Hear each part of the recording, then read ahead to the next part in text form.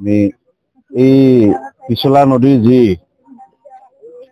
আমাৰ ৰঙতি পঞ্চায়তৰ জোৰগতীয়া যমনগৰ আৰু মাঘনোৱা এৰিয়াত যি আমাৰ বানপীড়িত ৰাইজৰ মাজত আমি আহিছো।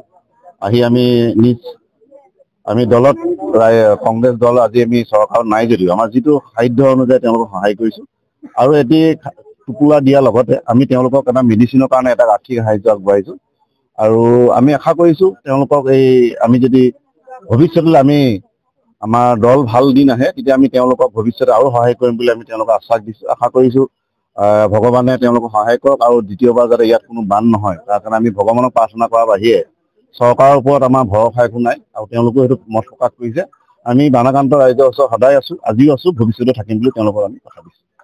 যোৰহতীয়া এই অংশটো বান মানে পিছলা নদী, দুৰপাং আৰু দিহিং এই তিনিওখন নদীয়ে মানে গোটেই সমগ্ৰ অঞ্চলটো মানে বানেৰে এটা বানাক্ৰান্ত হৈ যায়। আৰু ইতিমধ্যে ধান দেখিছে আপোনালোকে, সেই ধানখিনি বুৰ খাই আছে, মানে বড়ো ধানখিনি, আৰু লগতে আমাৰ যমনগৰ এইটো একদম গোটেই অঞ্চলটোৱে জলে গোটেই ডুবা হৈ আছে।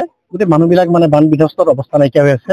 আৰু লগতে মাঘনোৱা 1 নম্বৰ মাঘনোৱা এই গোটেই অংশবিলাক আমাৰ পানীগাঁও, এই গোটেই অংশবিলাকত প্ৰায় 200ৰ ওপৰত মানুহৰ বানাক্ৰান্ত হৈ আছে। আমাৰ সৌভাগ্য আমাৰ মানে ৰাইজৰ প্ৰতিনিধি হৈ আজি আমাৰ মহানুভৱতাৰ স্বৰূপেৰে আমাৰ সন্মানীয় ঈশ্বৰ আৰু লগতে আমাৰ ব্লকৰ ঈশ্বৰ পাঠক আৰু লগতে আমাৰ নাৰায়ণ ভূঞাদেৱে আহি সকলো ৰাইজকে এষাৰি মাত দিছে। এটি সাধাৰণ তেখেতসকলৰ আহাৰৰ বাবে টোপোলা দিছে আৰু ঔষধ পাতিৰ কাৰণে 500 টকা দিবলৈ তেখেতে ভাল পাইছে। আৰু সেই প্ৰিয় ৰাইজৰ কাষত আহি তেখেতে থিয় হোৱাৰ কাৰণে আমি সঁচাকৈ বহুত সন্তোষ পাইছো। এই কাৰণে আগত আমাৰ জনপ্ৰতিনিধি এনেধৰণে বান বিধ্বস্ত হোৱা লোকসকলক দেখা এটা আমি দিয়া পোৱা নাই, কিন্তু এইবাৰে আমি প্ৰথম এই অঞ্চলত, গতিকে তেখেতলৈ আমি বহুত বহুত ধন্যবাদ জনাইছো আৰু তেখেতৰ সুস্বাস্থ্য আমি কামনা কৰিছো। অনাগত দিনবিলাকত তেখেতৰ যাতে সকলো ফালৰ পৰা উন্নতি হয় তাৰ কাৰণে আমি ৰাইজৰ ওচৰত আশাৰে বাট চাই ৰলো।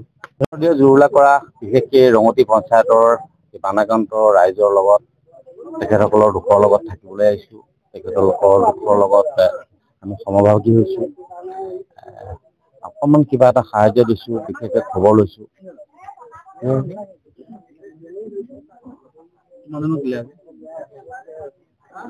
150 জন আমি ৰঙতি পঞ্চায়তৰ 4টা অঞ্চল আমি জৰি লৈছো। যোৰহতীয়া আছে, মাজগাঁও আছে, যমনগৰ আৰু মাঘনোৱা। সকলোকে নমস্কাৰ জনাইছো দেই। আমি আজি বানপানী ডুবি গৈছে, এতিয়া আমাৰ বহুত বছৰে হ'ল, 30 বছৰমান সম্ভৱ হৈয়ে আছে নেকি, এতিয়া বান চলি আছে। আজিলৈকে আমাক কোনো সাহায্য দি পোৱা নাই, কোনো এজনে আমাক দেখা দেখি হোৱা নাই। বহুতে আমি ৰিকুৱেষ্ট কৰো তেখেতৰ পানী হৈছে, আমাক কিবা এটা লাগে, কিন্তু আহে যদিও নাজানো, কোনো বাটত খাই পেলাই, কিন্তু আজিলৈকে আমি হাতত পোৱা নাই।